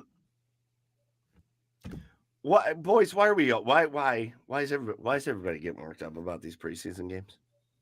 It's exactly why I don't watch them. It's exactly why I don't give a shit about the preseason or training camp. I don't care. the people, I'm watching these preseason games, and I'm watching people that are paid money, like US American dollars, like actual in a check that gets direct deposited into their bank accounts.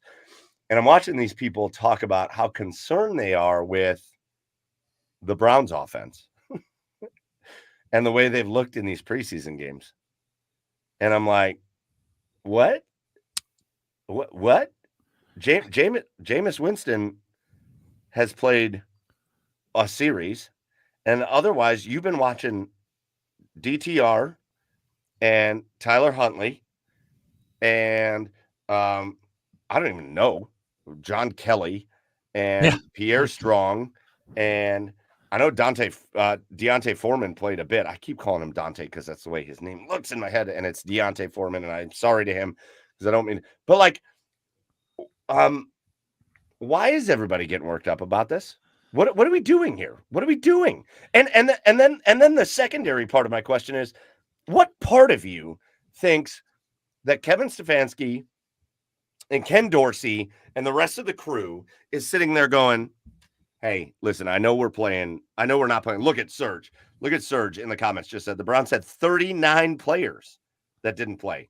So basically every starter and most of the backups did not play. What part of that situation makes you think Kevin Stefanski and Ken Dorsey are like, yeah, but we are going to unload the playbook on this game. We're going to show you exactly how we're going to play. Like, what are we doing out here? Why are we so worked? Is it because it's been such an uneventful offseason that now that there's finally something to talk about, people are like, oh my God, this offense has been terrible. Like, what are we doing here? Oh, even with an eventful offseason, people just need something to bitch about. People need something to worry about. Browns fans need something to hang on to because it's just been that bad since 1999. They have to have something to bitch about. The Browns fans are so scared of having a good football team that they constantly have to worry about something. And this is it. But preseason games are for you to figure out the depth on your roster. That's it. That's really it. You have the outside of the dress rehearsal game. Preseason games are strictly for you to figure out who can be your second and third offensive line, wide receiver, running back, whatever. I don't care. I don't care. This is why I don't like. Oh God, like I said, this is why I don't pay attention to it because people just freak out about over nothing, right? Oh, DTR looked great. DTR looked poised. Why is DTR on the trade block? Shut up. Remember how good Josh Dobbs looked that one year? Oh man, once he gets traded, he's doing it again this year. I know he's the preseason hero. I saw a 49ers person on Twitter, I swear to God I saw this today, that said, are we sure Brock Purdy is better than Josh Dobbs? I swear to God that got said by a 49ers person. Stop. Brock Purdy's so good. Brock Purdy's fine. Solid. Brock Purdy is fine. Brock Purdy's fine. Solid. 727 times better than Josh Dobbs. Yeah. You know what? Josh Dobbs is going to get traded to the Vikings, win 1 or 2 games for him before Sam Darnold comes in for the rest of the season. Well, he knows the playbook That's his MO. from last year. That's his MO. I don't. If you want to win with Josh Dobbs, you trade him like the Saturday before a game. You start him on Sunday, and that'll win you a football game. That's what you do with Josh Dobbs. You know what this all leads back to? And it goes back to your politics point. It goes back to sports. It goes back to just the world. We live in an era. Champions. We live in an era where the exclusive thought in people's minds is, how do I sound smarter than everybody else? Right? Yeah. That's where we're at. The social media era is, how do I just sound smarter than everybody? How do I make a point that's better than somebody else's point? How do I sound like I'm more knowledgeable about a topic than anybody? And you're not. You read one fucking thing online and you were like, I got to do this. Or you react. Everybody just reacts to things in a way that's outrageous. If this was like the 80s, do you want to know what we'd be saying about the Browns? I want you guys to all think about that. If this was the 80s, what would we be saying about the Browns right now? Holy shit, this could be the year. Yeah. This could be the year. Yeah. That's what we'd all be saying. Right. If this was the 80s, we'd be like, all right, we can push the Chiefs. We can push the Bills. The Jets are a bitch. The Miami Dolphins can't play outside of Miami. We're ready. we can push any of these teams. We would be saying that this offseason. We'd be excited. But I really feel like because like social media makes everybody feel like they got like a smarter thing to say about everything else, that we're sitting here critiquing the Browns offense after 2 preseason games in which most of the starters or backups didn't play. Right. Yeah. What are we doing here? Right. Because, no, exactly. Because you want to be right about the 52nd man on the roster. You know what we'd be doing in the 80s? We'd have our friends and family over at our house. We'd be eating dog bone cookies, and we'd all be excited as shit that the Browns were just on the field. Right. We wouldn't analyze it for 1 second. Actually, frankly, we'd have the game on in the background. We'd all be drinking beers, eating dog bone cookies, having some dip, and like kind of paying attention to the game, but that's it. But the era that we live in now is like, we got to dissect everything. Oh, it's so terrible. Right. That should have been my asshole of the week. What kind of dip? French onion? It can be your honorable. Any of them. French onion, buffalo chicken, both is good. Together? Yeah. Spinach artichoke? Depends on the kind of chip, right? Depends on the kind of chip. Man. If I got Ruffles, I want French onion dip. Quick draft. Your top dip. What's your top dip? French onion and Ruffles. Oh, the Guardians got out of the 10th. Buffalo chicken. The Guardians got out of the 10th. Buffalo chicken, yeah. Yay, buffalo chicken? Emmanuel Clase is the best pitcher in baseball, and he just got out of the 10th. With a runner on third with 1 out. I do love buffalo chicken. I do love that. I've got nothing bad to say about it. I think that's number 1 for me. But for me, French onion, I mean, I could have a can of hella good in about 10 minutes. But hella good. a bag of Ruffles and a thing of hell of a good is unmatched for me. Or whatever the grocery store's brand of like wavy chip is, that one is good too. Wavy chip, okay. Matched. I'm a simple kind of guy, man. I'm a Tostitos scoops and salsa guy. I just love the salsa. Yes. Huge salsa guy. I didn't even think of salsa. Salsa's great. Salsa's great. Yeah. The Tostito salsa is delicious. Trader Joe's though, great salsa. Great salsa. Trader Joe's. That's my 1-1. Salsas. I've got 2 more. Serge just put one that I love. But the salsa con queso that you can get from Tostitos, vastly underrated. You put that thing in a dish and microwave it for like 30 seconds or a minute, and it's hot, and you just do tortillas in that. Unbelievable. Microwave the jar.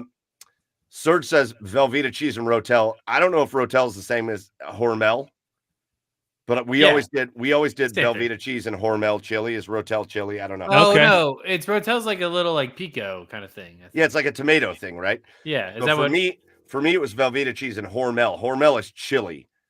Right. No, it's not chili. Yeah. Oh, that dip is wildly good. Rotel, also good. The champagne's not Corbel. No, I know that's not the same thing. All right, one more thing with the Browns, and then we'll get off of them. We got 2 more topics after that. Chad, you made a post today. Sure. And you and I have made similar posts, but I think we have different takes on it. So I kind of want to have it out with you, to be honest. Okay. I kind of want to have it out with you for a minute. Okay. I'm going to read your entire post, and then I want to have it out with you. I mean, you don't have to. Chad today says, I feel like I keep seeing people shocked that most predictions have the Browns finishing around 9 wins. And then Chad just says, how?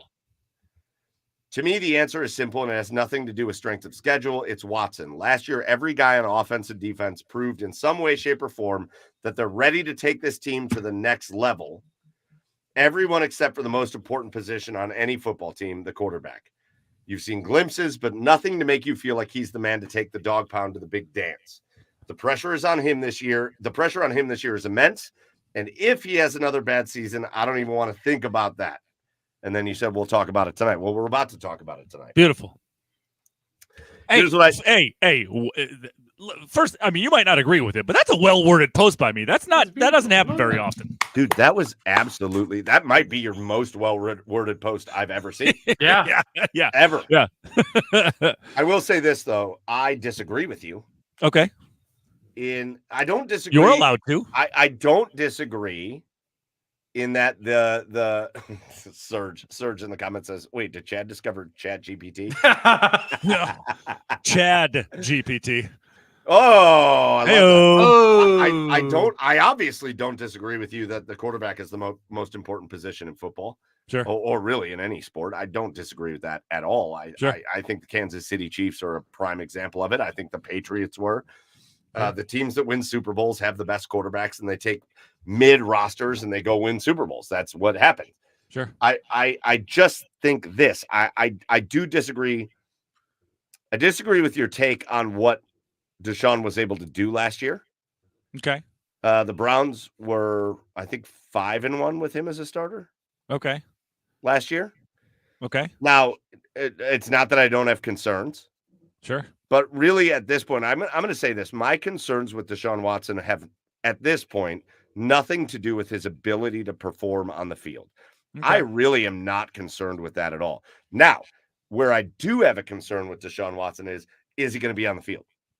Sure. Is he going to be? That's the big, for me, that's the big, from now on, from here on out, my big concern with Deshaun Watson is he going to be on the field? Is he going to play? Is he? We need this dude.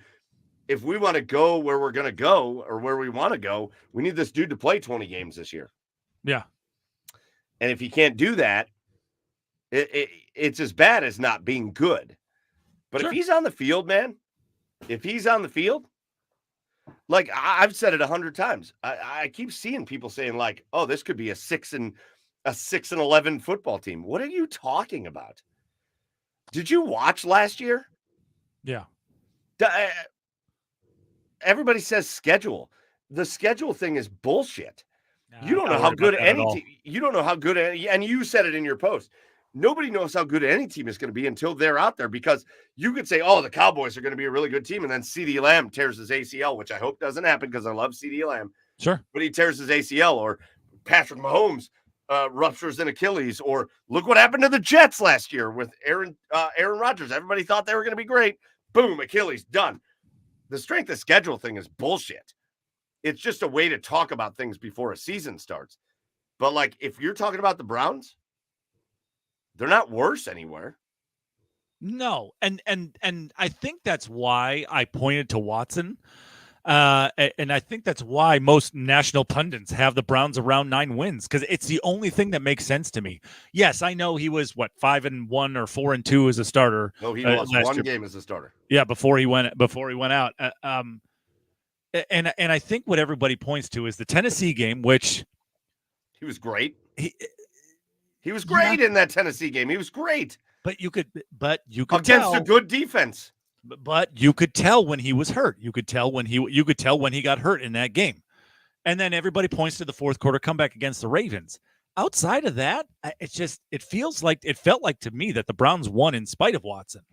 So I don't think that Bengals game week 1. So I such a big part of that. So I don't think I don't think he's been consistent enough for people to really say that this Browns team is ready to make that leap.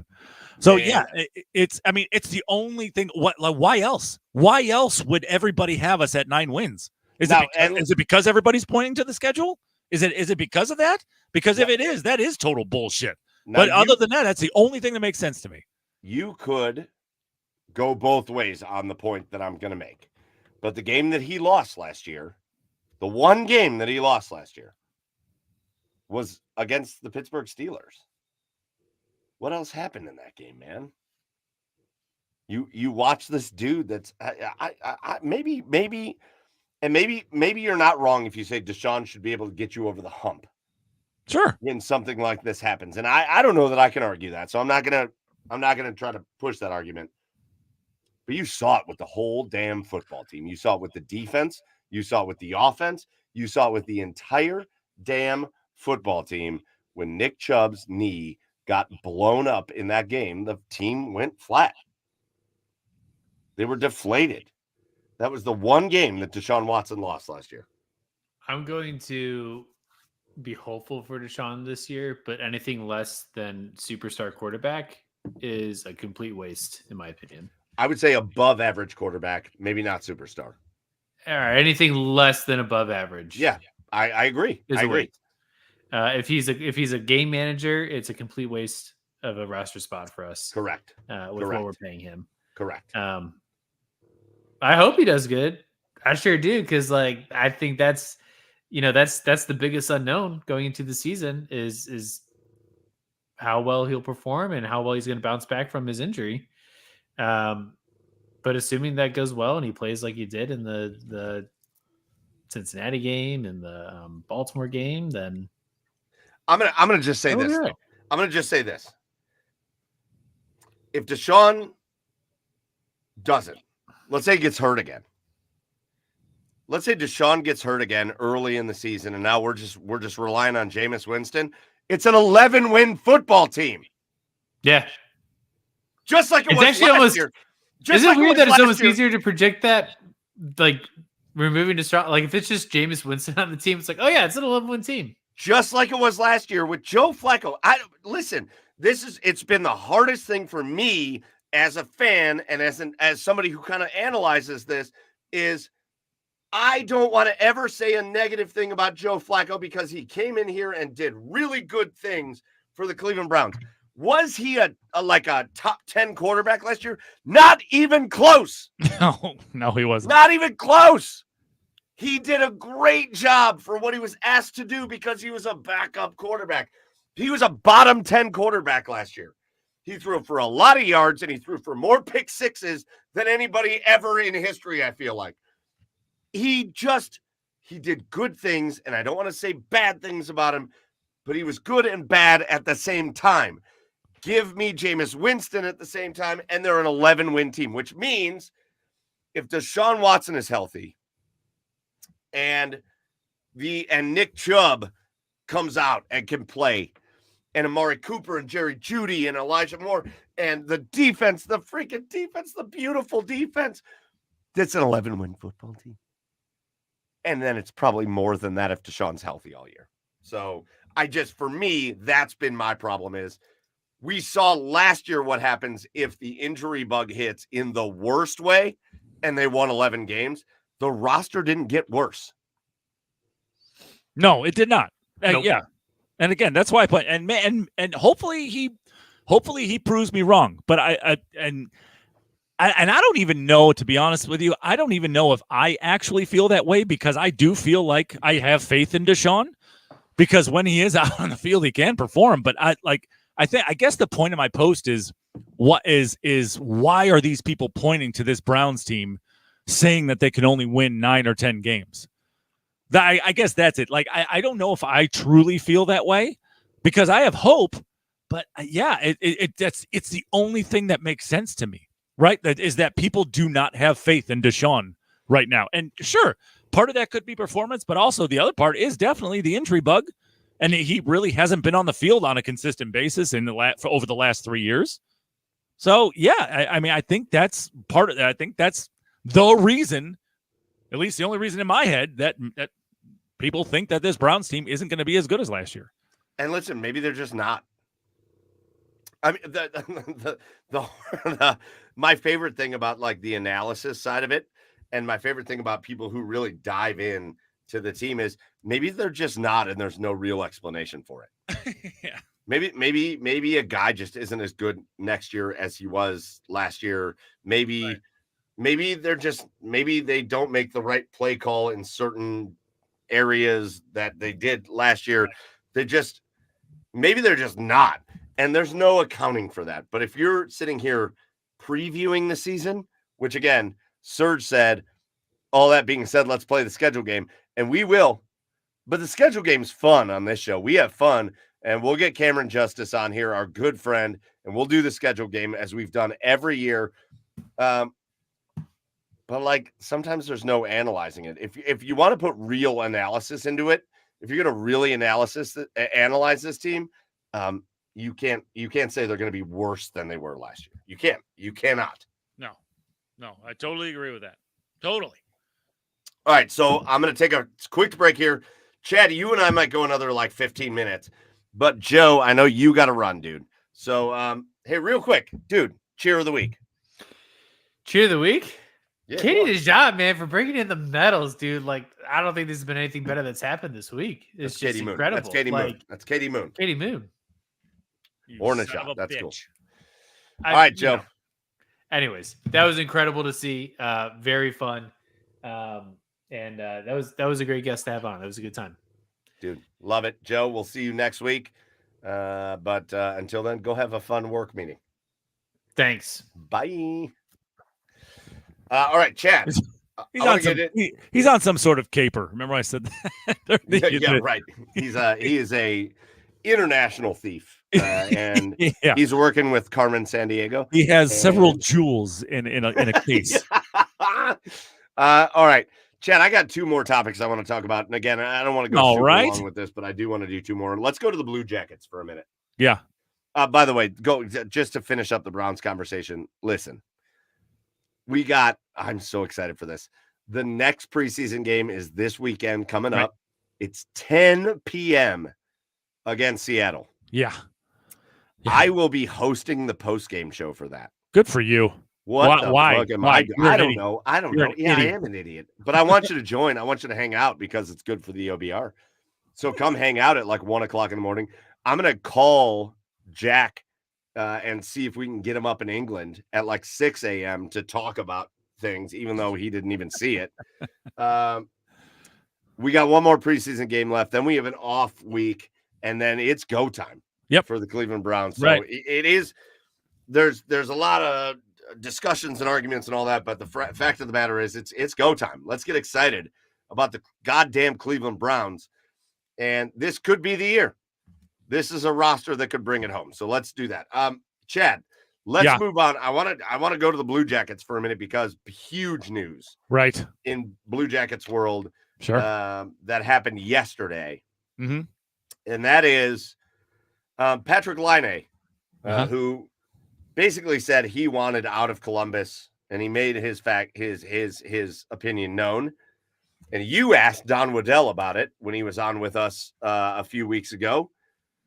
And you asked about just how they approach that and all that. And Don gave you a really honest answer, which I thought was great. Yeah. But the Columbus Blue Jackets make the trade. They send away Laine and a pick for a pretty good young player out of Montreal. But the Patrick Laine experience in Columbus is over. Just kind of talk about what your thoughts are. I mean, this was a deal that had to happen. Like, I know there was a lot of talk about people thinking that he, with his situation and coming out of the program, and he might have to start the year in Columbus to play his way into a trade because he wanted to showcase to teams that he's past his, whatever he was going through, and obviously that was not the case, and nobody really knew when it soured for Patrick Laine, because apparently he made it known that he wanted out before he entered the program. And it was kind of curious to see, but everybody wished him well, and and by all accounts, Patrick Laine was a model citizen when it came to the community, and when it came to his play on the ice most of the time. On the ice, it was a bit of an up and down type of 3 years for him. I mean, that first year, it was not the Patrick Laine that you're used to, and it was an injury marred 3 years for Patrick Laine as well. And it was, bottom line, this was a deal that needed to happen because the Jackets don't need the distraction going into into camp, right? So it was a deal that had to happen now, and it seems like, by all accounts, that this was the best way it could have worked out. I mean, no retention on his salary at all is huge. And that is also the reason why they had to send a second rounder to the Canadians as well, to kind of sweeten the deal a little bit. So they could get that $8.7 million off the books. And I'll tell you what, they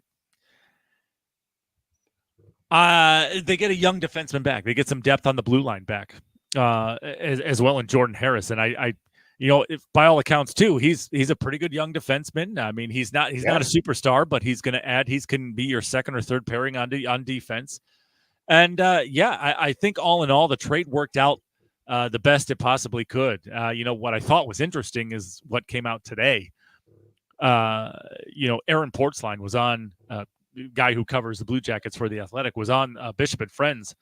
in Columbus saying, and we found out, and again, I would have mentioned this in the video I made, but this came out after the video that I made. It was, it came out that Aaron Portzline reported that there was a leadership council after his first year here, and it was between Cam Atkinson, Boone Jenner. He even named players, which I'm surprised. Boone Jenner, Werenski, and I forget the other one. That they basically had a leadership council and basically came out and said, look, Patty and Merzlikins have to go. And as it turned out, those other players are gone now.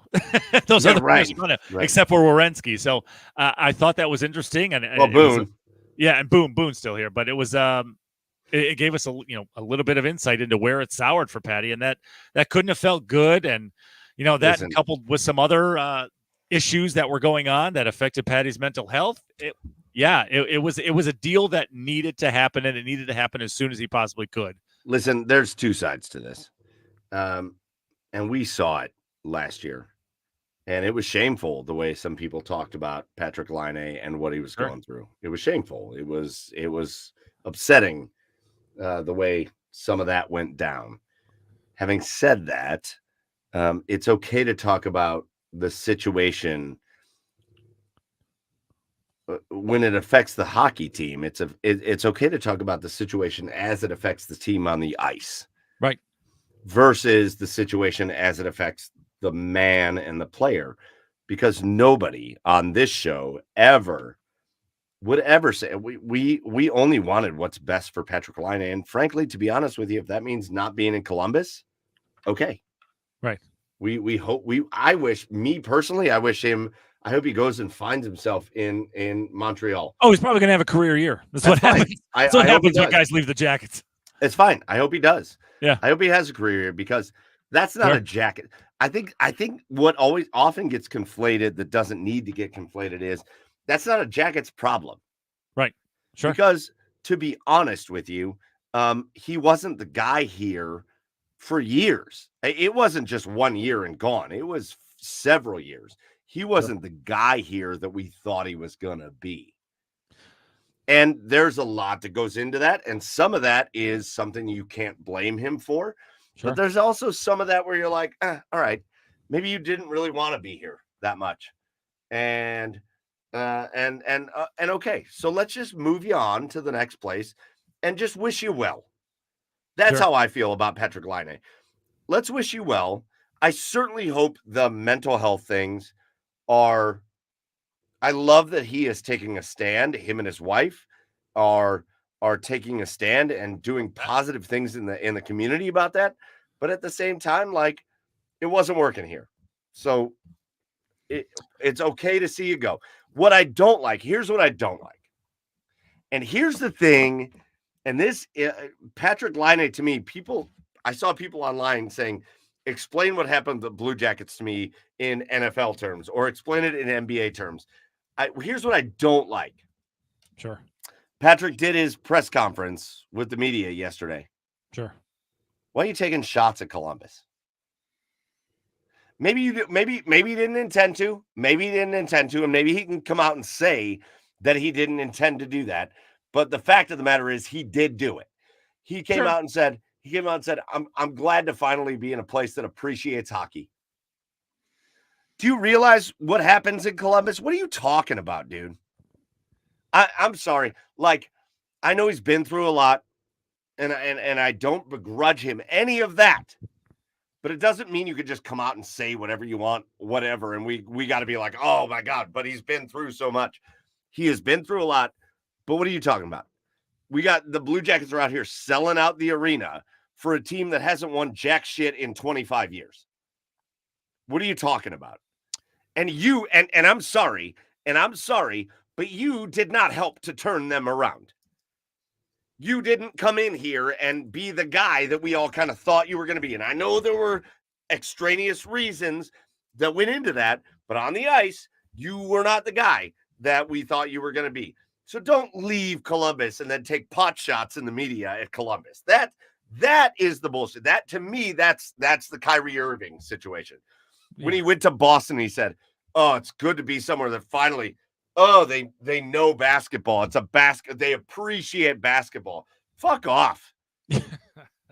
And I'm sorry, but when you come out and say that thing, there's a bit of me for Patrick Laine that's going, fuck off, buddy.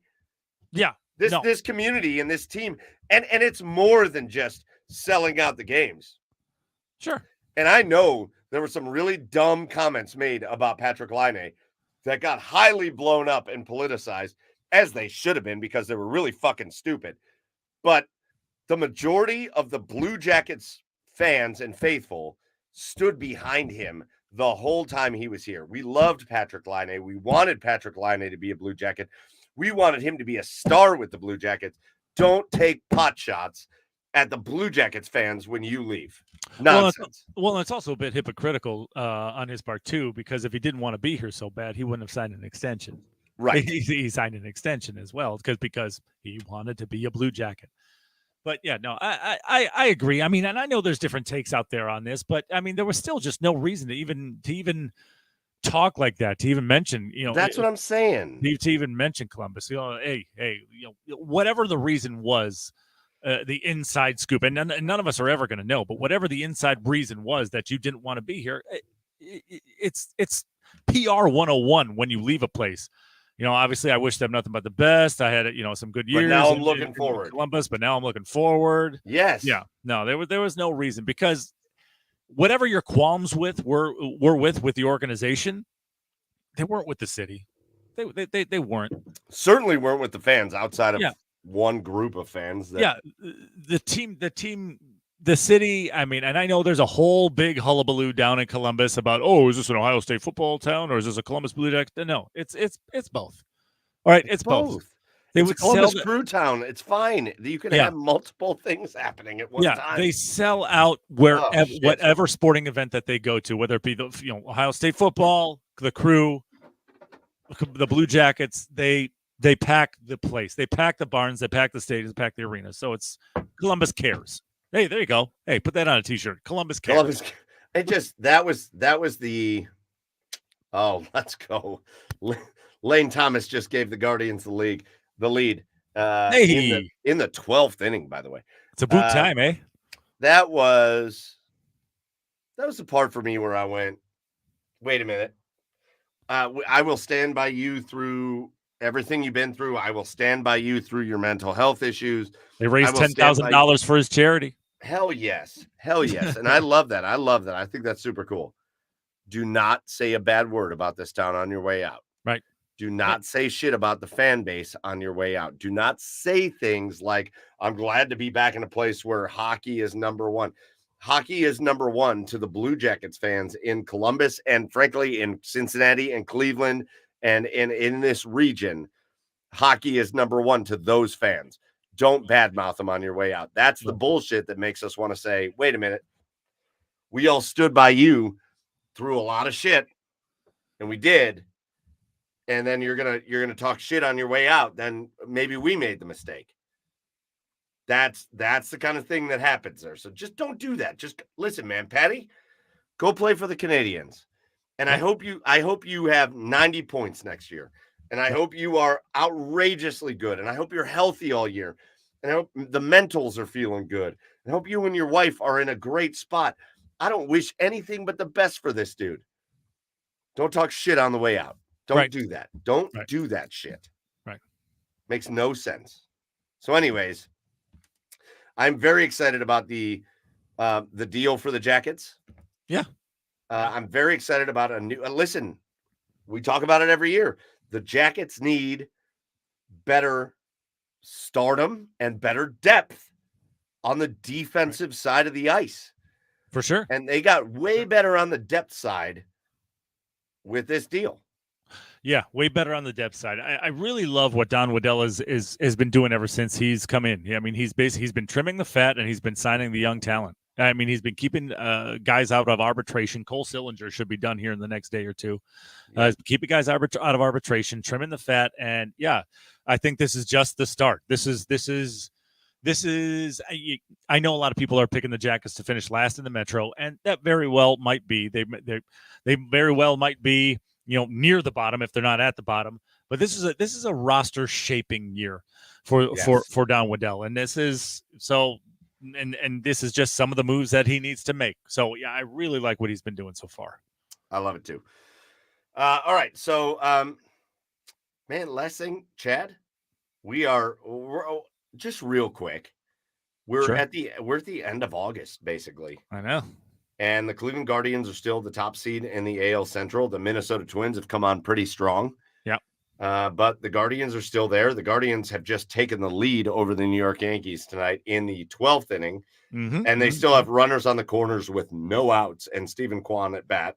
Let's go. So hopefully they can put up a couple runs here and they can close this thing out. But right. Wait, runners on first and third with no out. Is there still a ghost runner on second? Is it bases loaded? No, the ghost runner went to third. Oh, gotcha. Okay. Well, no, the ghost runner scored on the double, and now Lane Thomas is on third. So there's no more ghost runner situation. I don't know what just happened there. It looks like we now have runners on the corners again with one out because of things. But listen, man, we got like a month left of this season. And the Guardians are still the number one seed in the AL. Or, well, if they win tonight, they will be. But they're a top seed in the AL. I don't know. I feel like are we having a little? Is there concern? Listen, the back half of the season has been a little bit more uppy downy than the front half of the season. They've been sputtering as of late for sure. I don't know about that. They've sputtered and then they've not sputtered and then they've sputtered and then they've not sputtered. They've done a little sputter and then they've played really great and then they get swept. They go on a 5-game losing streak, then they go on a 5-game winning streak. Right. Then they get swept by the Milwaukee Brewers. Now they're in New York and they're trying to win some games. There's a little uppy downiness to the season at this point, but they're still ahead in the division. They're still playing great baseball. At which point do we get comfortable, Chad, that this is a playoff baseball team? If they keep this up, though, I don't think you can get comfortable. I mean, obviously, they're good. Obviously, you know they're playing well. But, I mean, you want them to be playing better than this going into the playoffs. So, I mean, if they start to get a little more uppy and a little less downy, I think that's when you feel comfortable going into the postseason. All right, fair. Right? I mean, it's a sports 101. You want your teams going into the playoffs playing the best baseball, playing the best football, playing the best basketball that they can. So, yeah, I mean, I would like to see them get a little bit more consistent on the road. Obviously, they're still great at home. I would like to see them get a little bit more consistent on the road before I feel comfortable. So that's probably my one thing that I would like to see in this last part of the season.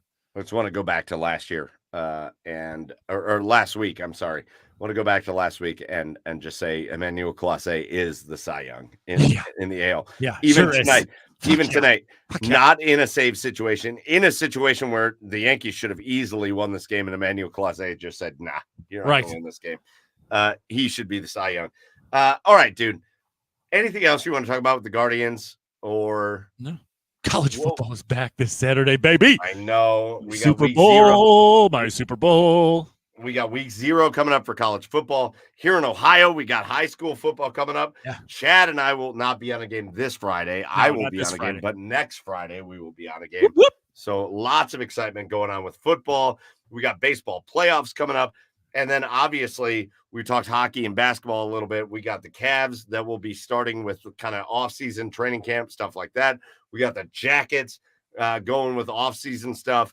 And so we're getting into that second best time of the year. I love the time of the year where baseball is kicking off and then hockey and basketball are in full-on playoffs. Yeah. We're coming up into that time of the year where football's going, baseball's in playoff mode. Yeah. And then you got hockey and basketball kicking off. Maybe that's the first best time of the year. I don't know. But like those two times of the year. It's 1A and 1B for sure. Those 2 times of the year are the best times of the year, and we're getting ready to go for it. So listen, Chad, last thing we're going to do is our cheers of the week. Sure. And so why don't you hit us off with your cheer of the week? I'm going to go with ESPN 2 because ESPN 2 was the other day was just like they'll just start randomly playing sports from like remember during COVID where they would have like ESPN the Ocho. Oh yeah, and they're still broadcast that shit. And I stumbled across it. I forget when it was, but I saw Extreme Tire Wrestling, and I couldn't take my eyes off it. Let's go. I could not take my eyes off of it. As you shouldn't. I mean, all I could think of when I was watching this, Mike, is this is how most gay porn start. And it's why. And let me tell you why. It's just an empty garage. Yep. With a bunch of dudes circling around 2 tractor tires that are stacked up, and no audience, no nothing, just an empty garage, a little bit of lighting, a referee, and this guy, the object is you have to stuff your opponent in the holes of these tractor tires. Yep. That's it. You got to keep your hand on the tire the whole time, and you have to get your ass in the tractor tire. Go on in. That's it. And I love it. I couldn't take my eyes off of it. It was amazing. ESPN Plus. Yeah. It got Chad all worked up. Damn right. And that's where I saw Garage Roof Football, which we could do easily. Oh, easily. We got that. Easily. Played that all the time as a kid. We're fine. Guardians up 5-3 now. Let's as go. Jose Ramirez with an RBI single in the 12th inning. And now we got Tyler Freeman up with a runner on first and second and 1 out. So we'll see if Freeman can double add play. on. Here we go. But Guardians have that extra run and extras, which is hugely important. For me, I'm going to do my cheers as just Team USA. Yeah. We had Katie Moon on, and she was amazing, and she deserves all the cheers. But Team USA coming out tied with China for the gold medals, coming out way ahead of everybody in the medal count. And just another great performance by a great set of athletes, whether it's track and field or gymnastics or volleyball or whatever sport. Team USA did us all proud again in Paris, and you bet your ass they're going to do it again in Milan for the Winter Olympics in 2 years, and they're going to do it again in 4 years in LA. And just my shout out to Team USA. Shout out to those men and women who compete for our country. We love that. So that's going to do it for us here on the Garage Beers podcast. Last thing we got to do is our thank yous. First of all, a big, huge thank you to our special guests. First and foremost, Katie Moon, Olympic gold medalist, this year an Olympic silver medalist, a 2-time world champion pole vaulter from right here in the Cleveland area. Katie Moon, absolutely incredible. A ton of fun to talk about. She says the Browns are going to win the Super Bowl this year. So we got to hold her to that. We got to hold her to that. Hey, listen, like I said, everything she touches goes to gold or silver. So it's going to happen this year because she said so. Big shout out to Katie Moon for joining us. Big shout out to everybody that joined us live. The comments were great. We appreciate you for joining us in the chat. If you didn't join us in the chat, you were just watching along. We appreciate you.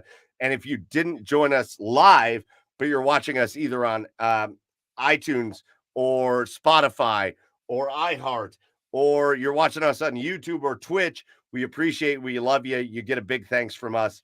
And that's going to do it for us. Also, last big thank you to the OBR for hosting us. Get over to the OBR.com and the socials to get the best Cleveland Browns coverage you're going to get in Cleveland. Plus, you get to hang out with us. So get over and follow the OBR. That's going to do it for us here tonight for episode 226 of the Garage Beers podcast. For Joey Whalen down in Nashville, Tennessee, for Chad Meyer over in the east side of Cleveland, I am Michael Keefe. Go follow the show at The Garage Beers on all the socials, and we will talk to you next week for episode 227. Until then, cheers.